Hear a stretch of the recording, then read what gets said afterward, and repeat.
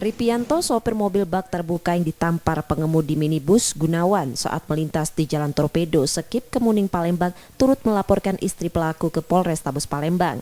Ripianto melaporkan istri Gunawan karena mengeluarkan kata-kata kasar saat kejadian.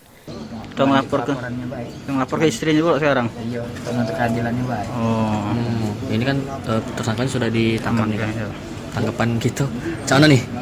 Ya, Komentar kita. selanjutnya baik. Kalau kita menuruti hukum itulah, macam mana hukumnya, yang mana laporan kita sih ngikutin sampai akhir lah, permisi sama mana. Yang penting saya tuh jadi pembelajaran yang lain. Jangan sampai ini nih di jalan tuh semena-mena yang itu jangan terulang lagi besok.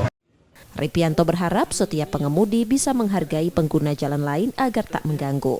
Yudiki Suwanto, Kompas TV, Palembang, Sumatera Selatan.